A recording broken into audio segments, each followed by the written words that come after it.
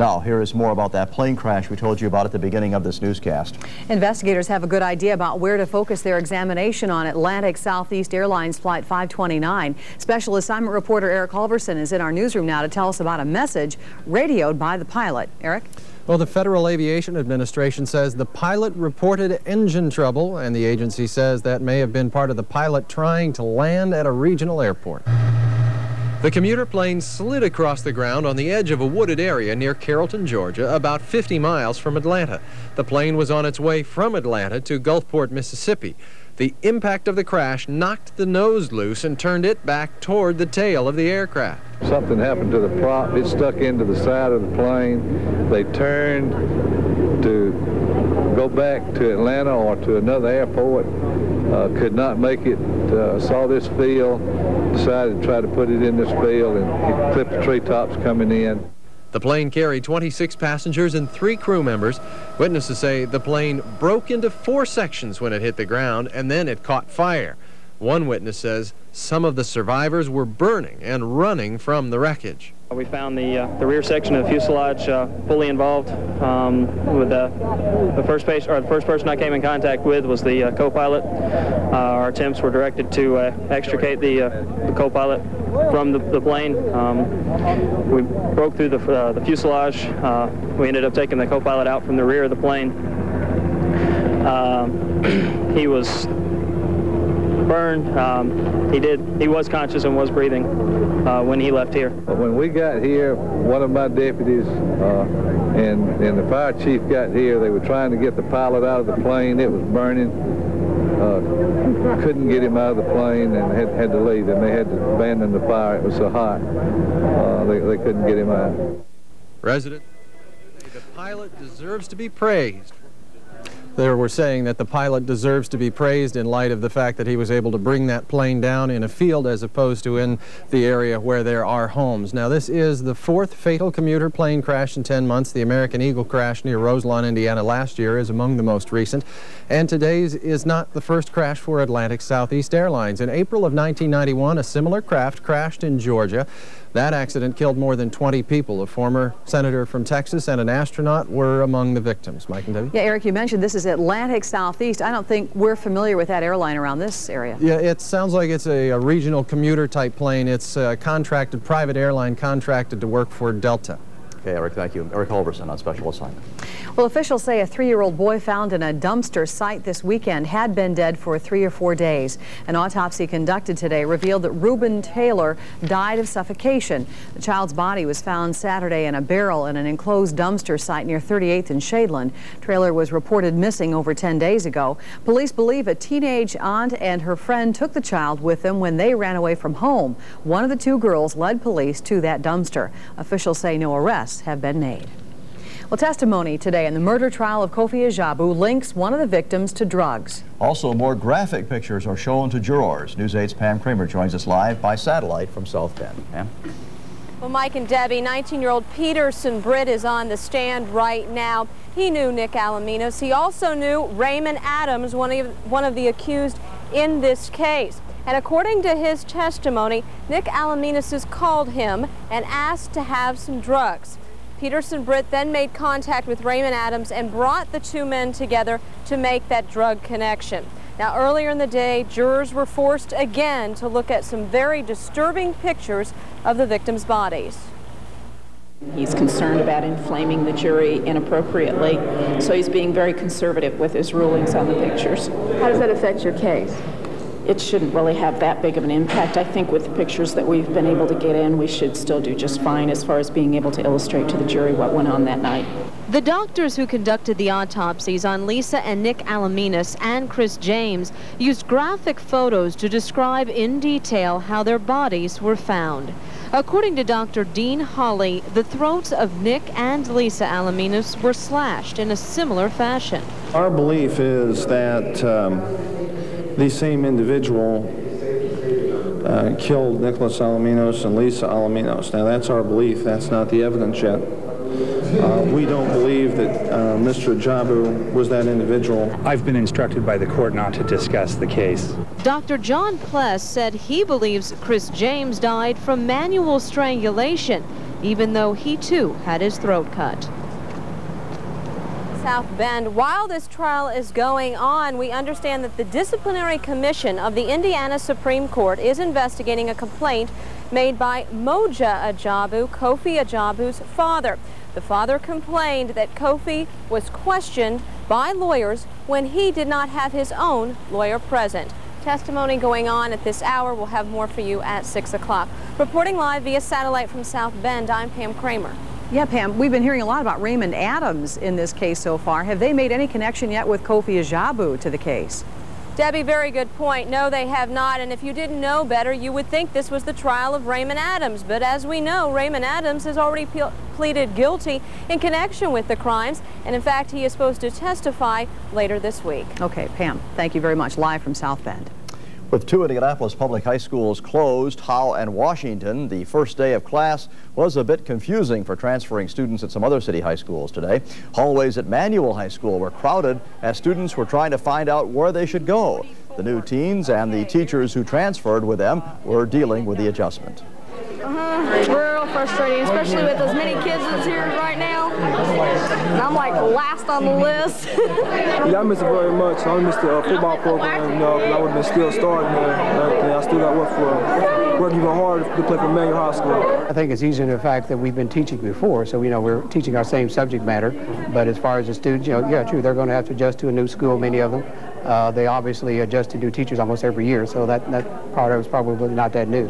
I'm really pleased with the staff that I have here. They're super people, and I'm proud to be here at Manual, so we'll just keep on going. With this first day out of the way, there are only 179 to go. Well, as the first bells rang at all IPS schools this morning, a feel of anxiety filled the hallways. Teachers admit it was because a new superintendent is expecting quick results from the new high standard she set. News 8's Leslie Olson reports from one of the schools that had a feeling of rebirth today, but will perhaps get more than its fair share of intense scrutiny from Dr. Esperanza's and Dejas. You don't know me, I'm Mrs. Mays, I'm your principal, and I'm awfully glad to have you today. This is a proud day for Crispus Attucks Middle School. It's just great to have this historical institution revitalized. Annie Mays has recently been named Indiana Middle School Principal of the Year, but for 2 years she and her students have been frustrated, tucked away in a tiny elementary school as they awaited the completion of this multi-million-dollar renovation. This is room 217 right here, so you know now. But finally today, the historic building that first opened in 1927 as the city's only high school for blacks reopened as the Crispus Attucks Middle School and Academic Academy. It's really pretty, and we have air conditioning and lockers and everything, which is like a big change. And perhaps above all other schools, this school will be more closely scrutinized this year for another reason. New Superintendent Dr. Esperanza Zendejas has personally selected this school to monitor and evaluate this year as part of her new accountability plan. Attucks is on academic warning. 90% of all Indianapolis public schools have begun the new year with a warning or on probation. I hope to get involved with some of the activities at Crispus Attucks, especially with students. I like to do some academic coaching, and so as soon as school starts, I'll be working towards that. Teachers admit they are apprehensive about having Zendejas over their shoulders, but it could be to their advantage, they admit. To have her around, she'll be more aware of our needs and hopefully be able to help us fill those needs so that we can better help the students. We will cheer for dear old Attucks. So as the student body learns the school song, students are encouraged to begin the new year proud to attend a school with a rich heritage and promising future. Leslie Olson, Wish TV, News 8. By the way, Superintendent Zendejas does admit that there have been many school assignment and transportation problems today. To get help with transportation problems through 10 o'clock tonight, you can call the IPS Transportation Hotline. The number's on your screen, 226-4500. Meanwhile, the heat is forcing some schools to make schedule changes. All this week, the Frankton-Lapel Community Schools are dismissing elementary students at 12:40, high schools at 12:50, and morning kindergarten at 10:35. There will be no afternoon kindergarten. And Christ the King School will close at 1 o'clock all this week. Morning kindergarten will end at 10 o'clock in the morning. An Indiana College professor is among those hurt in a bus bombing. And Ford recalls a popular sports car, but first, a kid's disease is now targeting the so-called Generation X. Details in my Health Scene report.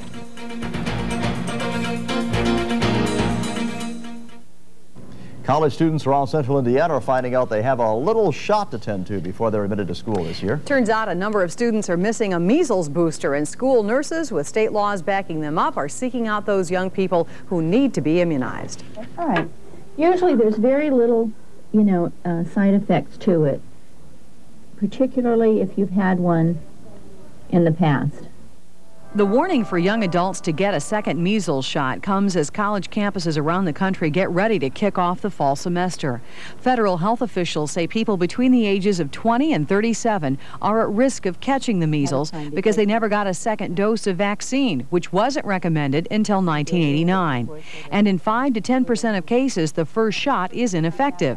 California college students must prove they've had 2 measles vaccines before they're enrolled. Shots are free at the University Health Center there. In the summertime, it's been probably about 15 or so per day. During the year, it's many more. I mean, there'll be some days we'll do 50 to 100. The same goes for Butler University students here in Indianapolis. At the health center, Janet Zetzel and her staff are in charge of making sure all incoming students have that second measles booster. She says it makes sense. Measles cases have been on the rise, and complications like encephalitis, middle ear infections, and even pneumonia are hard on students this age. It's a disease that makes you very sick. They have a high fever, real red eyes, something called photophobia, where their, light hurts their eyes. The students we spoke with said if it hadn't been for the new law requiring the booster, they probably wouldn't have gotten it. I probably wouldn't have thought about it. It had been, it was just like the time had come and I had the last vaccination, so no, I probably wouldn't have. The best way to do that is to remind every student returning to college this fall to get that missed immunization. And if you're not going to college this fall, check in with the health department. If you're especially between the ages of 20 and 37, you too need to get a measles booster. Our first sports tease of the afternoon from Mark Patrick, our decade. And he promises this will last longer than the fight. So this is going to be a good one. Yeah, there we go. Yeah, I'll tell you what. Now, there's been word that my manager may come and knock me off before I can even finish this thing. So who knows? What a great fight it was.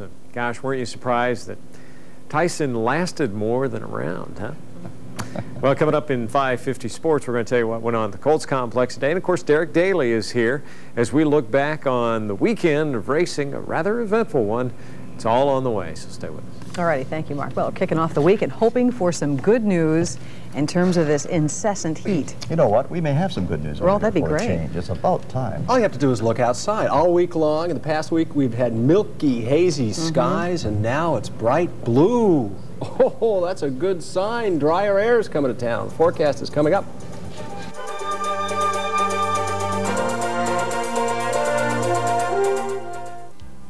Cliff Nicholson has been approved by the American Meteorological Society. I was watching Steve Bray early this morning because I was having a little insomnia, and he said, ooh, no humidity today. Daybreak. I was up for daybreak. Well, you're having insomnia, but I set my alarm so I can get up and see the show. do you? Well, good for you. There's the difference right there. It's loyalty. Well. Yeah, and I'm a big fan of Steve Bray, so of course I was up. There you go. There you go. We're all watching. Yes, indeed. Yes, blue sky out there, for heaven's sakes. Yes. 91 degrees was the high today. But we can kiss those 90s goodbye for a little while. Good. You know, tonight's low temperature is going to be the coolest temperature we've had to come to Indianapolis in over a month. I believe that. That's how hot it's been. Man, oh man. 91, the high temperature. It is the 12th day in a row of 90 and above, and the 28th day this spring and summer. Any of that in the record department? No. Would you believe it? It has still been hotter in the past. As I mentioned, the low 71, we have had no precipitation. However, for the month, we had a little over the weekend out at the airport, so we are now up to 3.59 inches of moisture, just about average here. Currently under a sunny blue sky, temperature's 89 degrees. The dew point temperature, how many days have I said it has been in the 70s? Well, look at that, 62 degrees. Drier airs are coming to town. Heat index, for a change, not in the 100s, just a few degrees warmer, 91 degrees. The winds out of the northwest, that's a cooling breeze at 14 miles per hour, and the barometer is currently holding steady. Temperature highs on the local weather stations, would you believe, some in the 80s for a change as well. All this good news, 85 in Kokomo. High temperature there, down at Columbus, 86, and Brownstown, 88 degrees. Temperatures at the top of the hour, mostly in the 80s, although 90s continue down to the south. But look at all the clear skies we have here. The dew point temperatures tropical in the 70s. Notice are starting to be suppressed back down to the south, 60s, 50s, even dew points in the 40s up here to the north. It all points to what I just mentioned, drier air. Across the nation, what's the old hurricane doing, in case you didn't catch anything over the weekend? Well, it's finally scooting off into the cooler waters of the North Atlantic. High sustained winds 65 miles per hour. Felix is down to a tropical storm, and we can pretty well kiss Felix goodbye. Moving a little bit closer to our region, a frontal system which actually stalled. Now on Friday I was hoping that it'd be a little cooler on Sunday, maybe even a little drier, but as usual the old front stalled. But now it's on its way dipping down to the south, and no precipitation associated with it, but you can see that little line of clouds over Pennsylvania and New York. Well, now it's right about down in this region here, and it should pretty well stall right about here, but that's still going to allow the cooler weather to come down and eventually make the push further to the south. And by tomorrow afternoon, the front will have scooted down over areas of Tennessee. Precipitation around the Gulf Coast and showers and thunderstorms associated with this front back to the west. Sunshine aplenty over the Midwest tomorrow. At noon tomorrow, you could burn in 15 minutes or less, but this is also a good indicator. The ultraviolet index is a good indicator of cloud cover or lack of cloud cover. So sunny day throughout the Midwest, down over Texas and Southwest. High temperatures, notice the 90s back to the west. They're going to be coming back to town, but at least not for the next several days. Maybe some 90s in Evansville, 80s throughout the rest of the state. This evening in Indianapolis, clear, starry, seasonal. Well, this is the average low this time of the year. Would you believe I haven't forecast a low of around 70? 62 the low tonight. Tomorrow, sunny skies, a lot less humid. 86 the high temperature. And then notice we start to head back to the 90s, possibly for this coming weekend. But prior to that, oh man, it's going to feel so much more comfortable. And even though we'll still have unseasonably warm temperatures, notice in the upper 80s to lower 90s, with the dew points being back down to the 60s, you're going to feel a big difference in that. Lower humidities, that's the Good best news. part. All right, Cliff, thank you. I'm Ken Owen. Judge Lance Ito hands O.J. Simpson and his lawyers a setback on the issue of the Furman tapes. We'll have that story coming up. Also, an update on today's plane crash in Georgia. And guess who's finally speaking out about Indianapolis and the Pacers? Patty is just back from New York, where she talked with Spike Lee. The interview was next. Welcome back to News 8 at 5 o'clock. I'm Patty Spitler, in for Tina Cosby, who has a day off today. And I'm Ken Owen. Patty is just back from New York, where she had a special treat for Pacer fans this evening. Well, let's not make no bones about it. As they say, I wasn't there to talk about the Pacer game per se. We were there to talk about a movie, but I walked in the room and he goes, Indiana! So we talked about So you had to talk sports, of course. It's only a game, but oh, how we love it, and we're not alone. Basketball inspires passion in Hoosiers and others. Of note, Spike Lee, the director, we know how much he loves the game. It's just that he's rooting for the wrong team when the Pacers play the Knicks. He takes chances and often pushes it to the limit in movies like Mo Better Blues and Malcolm X.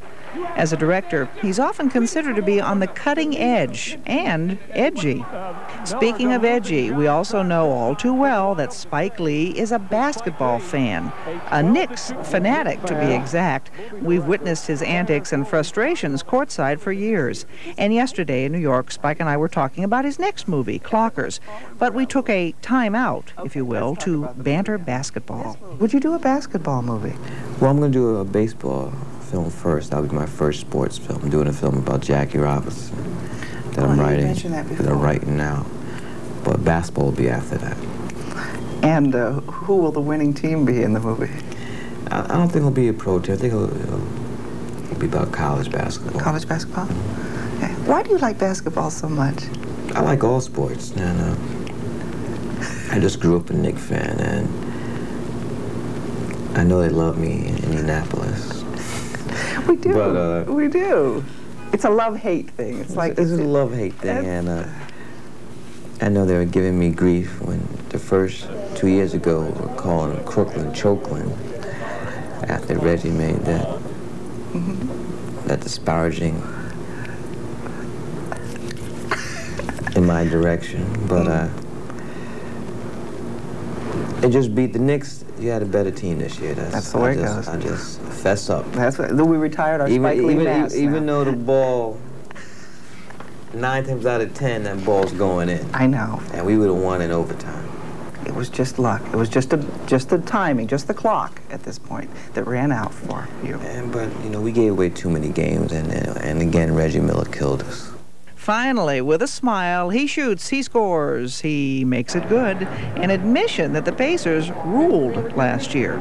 Maybe we should send him a Pacer t-shirt. Nah. I'll take him on next time. Next week, we'll hear more from Spike. His new movie is called Clockers, and we'll talk about that. Which is why you were there. Yes, indeed. And I really tried to let him out and say, well, you know, the clock ran out on you there. And no, he had a better team. I don't think he really said ruled, but it was No, close. it was close, as close as we're going to get. An Indiana college professor is hurt in a bus bombing. But first, our top story of the day, the crash of a commuter airliner in Georgia. An update just ahead on News 8.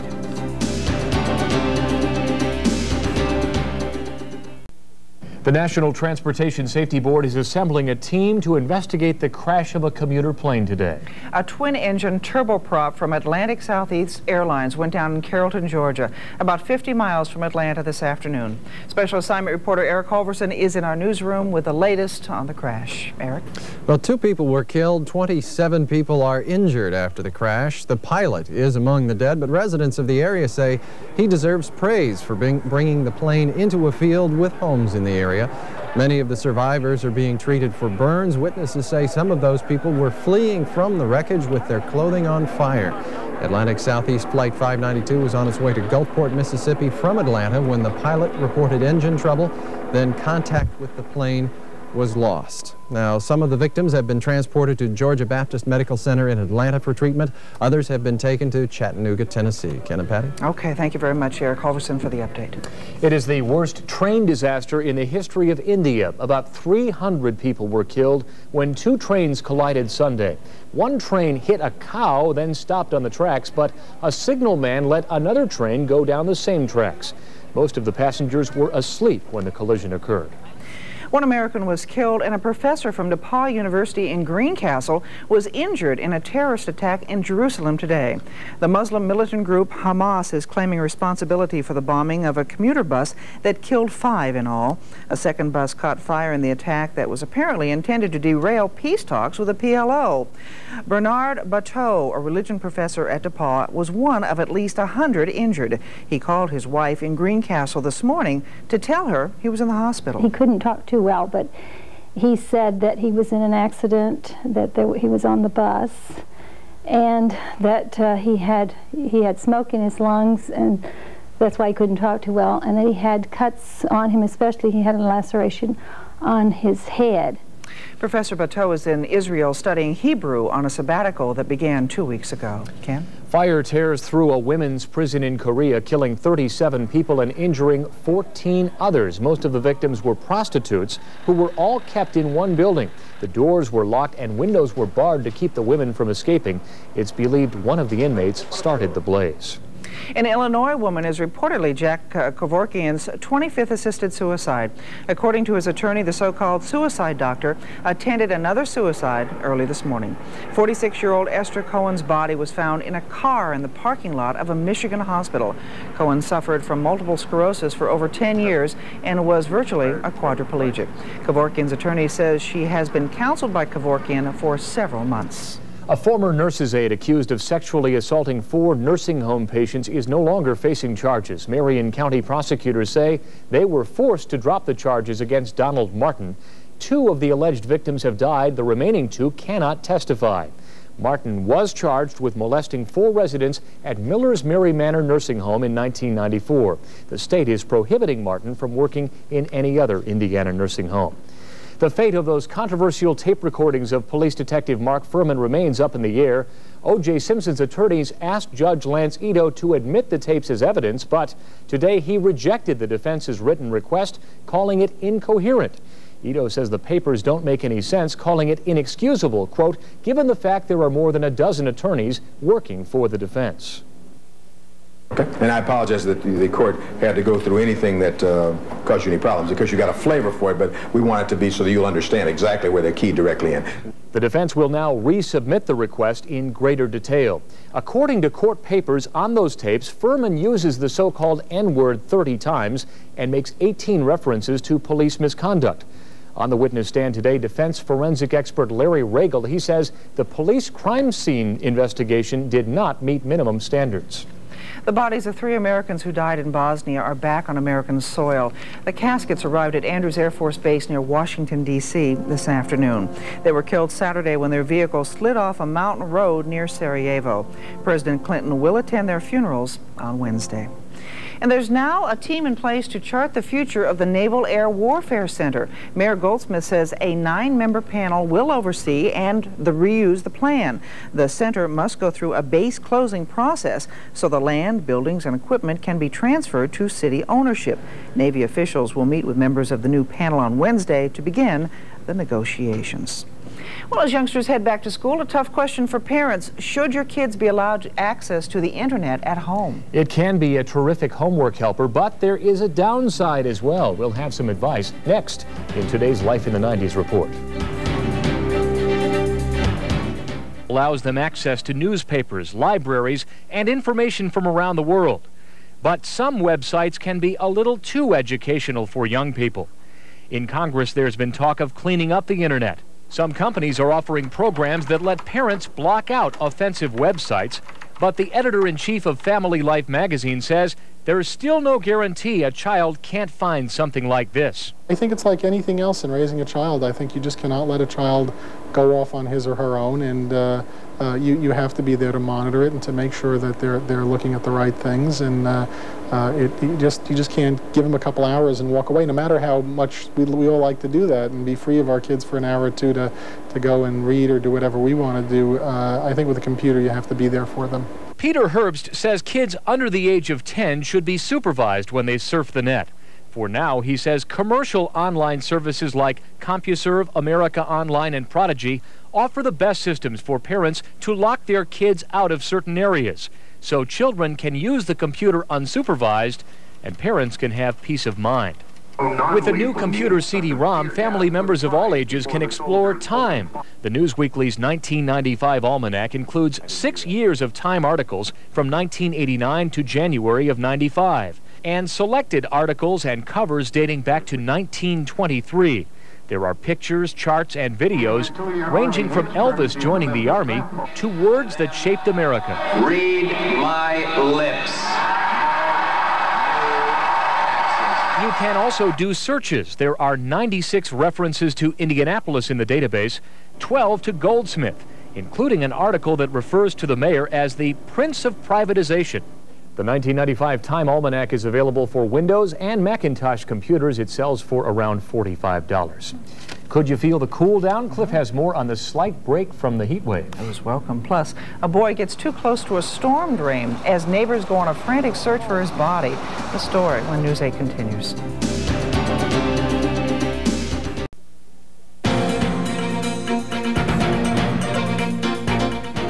A 9-year-old Ohio boy gets too close to a storm drain and is swept 400 feet downstream.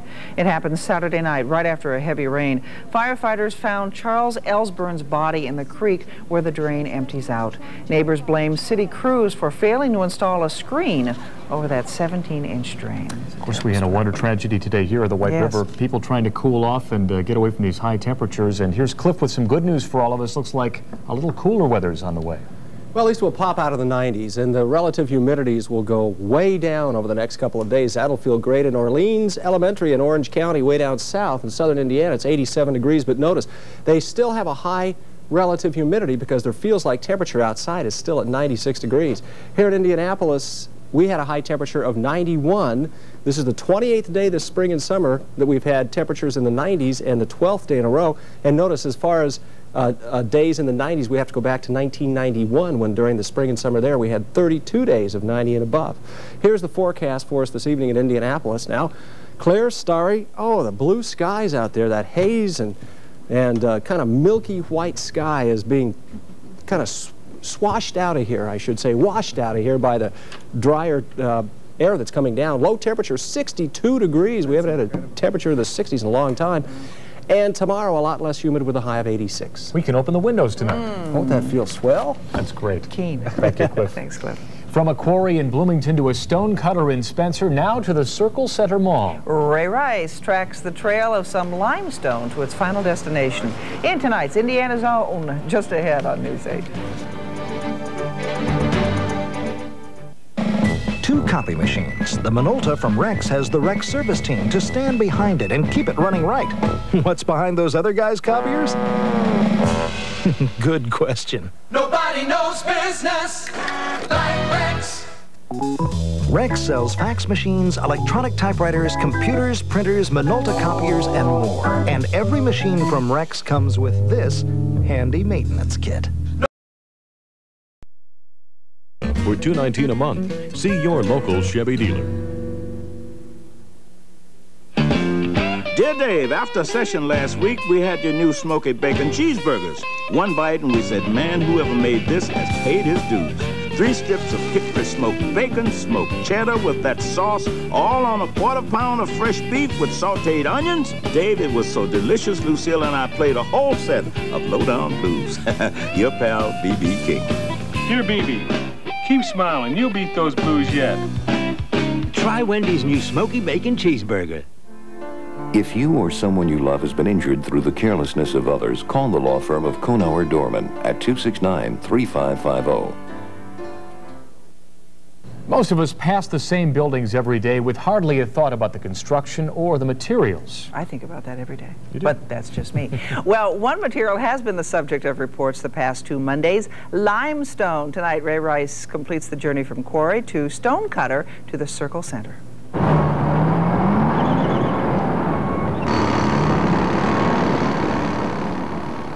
Quarries in southern Indiana ship limestone around the world.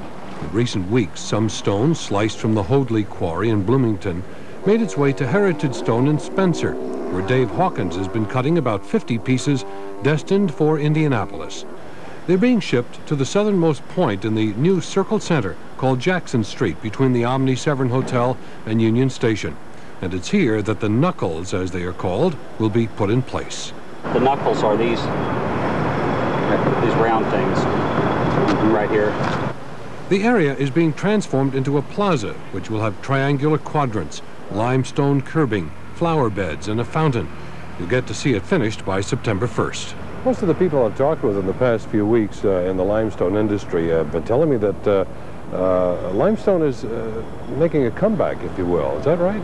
Well, they're using a lot, quite a bit right now in the cladding of buildings, and it's been used, I'd say, a lot in the last 10 years, a lot more than maybe the previous 10 years. There was a period of time where they went through a glass and aluminum facing stage, and I think they've gone back a little bit more to limestone and masonry. Indiana limestone can be found on some of the most recognized features in the city. The Soldiers and Sailors Monument, for example, is primarily Indiana limestone. More expensive than precast concrete and considered more attractive, limestone seems the perfect choice for the Indiana War Memorial. Some old building facades have been saved downtown, like this one just 100 yards from the centerpiece of the Circle Center. And the Arts Garden, which straddles the intersection of Illinois and Washington streets, is wrapped at its base with an 8-foot band of Indiana limestone. Today, the Indiana Government Center rises as a monument to a stone hundreds of millions of years in the making and universally recognized as the finest. I'm Ray Rice, Wish TV News 8 with Indiana's Own. The finest. Derek Daly in for Track Talk, luckily, because I want to talk about Peter McNeely. I know, you've been figuring this out. I'm still mad about that, but here's Track Talk. We're going to talk about something more important than a fixed budget. Don't tell me you're one of the goofs that paid that money. He did. Oh, He did. yeah. Yes, I he got did. talked into it by friends. Yes, he did. Wow, the things you've been talked into, Ken Owen. Among them, watching Derek Daly's Track Talk. That's up next on Wish TV. Stay with us.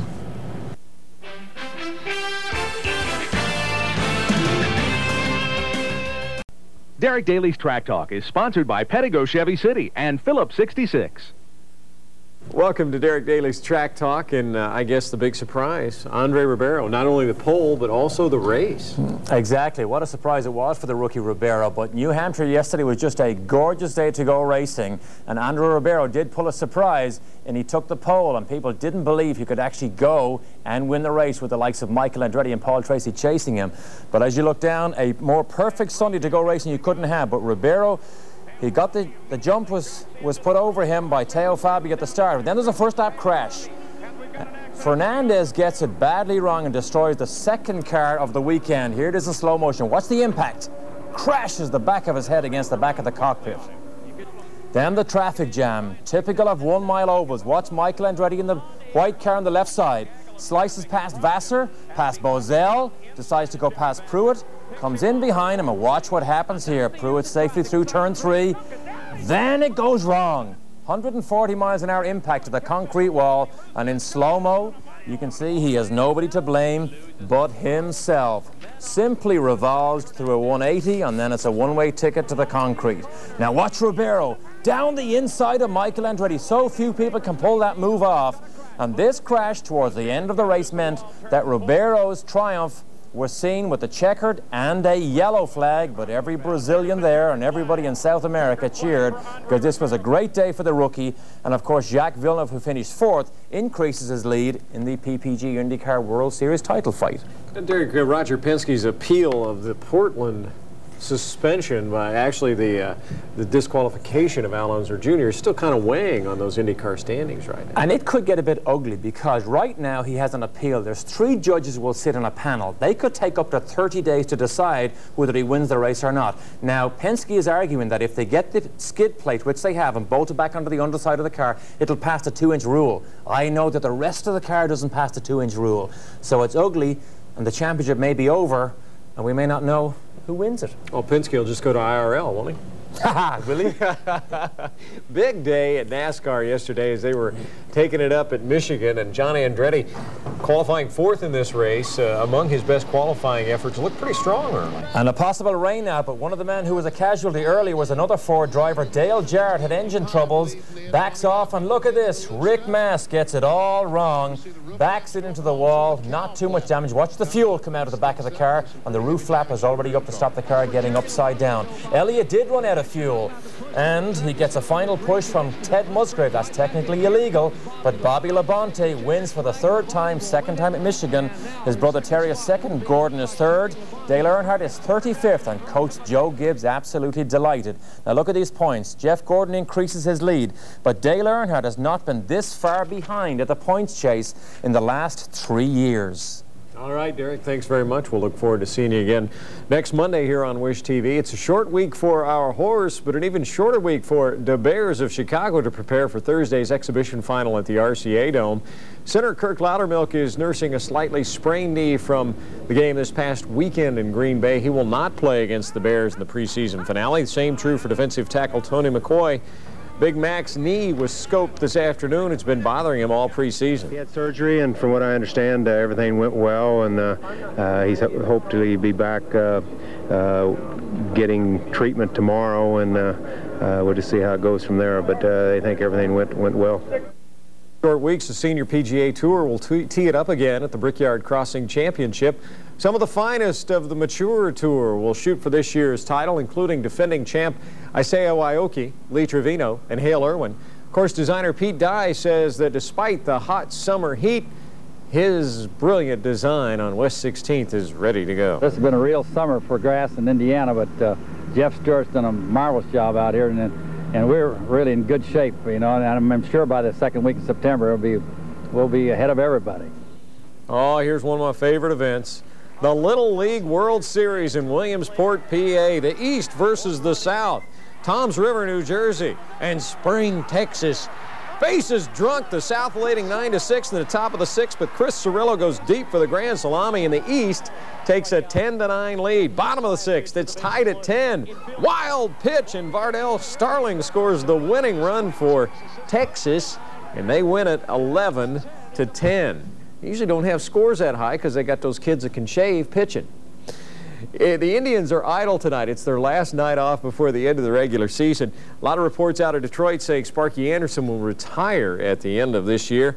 And the rumors are heating up that Pat Riley is going to head to Miami, that the Knicks are going to get a draft choice or two in return for Riley skipping the last year of his contract. I just love that Little League World Series, Mike and Debbie. Those kids drive to their own games. You know they're going to be awful tough. Yeah, Little League. All right, thank you, I'm Mark. not used to any game with those kids that age that doesn't finish about 47-38. You know, that's they're awful tough. You have a few of those in your background. Thanks, Mark. Coming up on News 8 at 6 o'clock, Debbie and I will have these stories for you.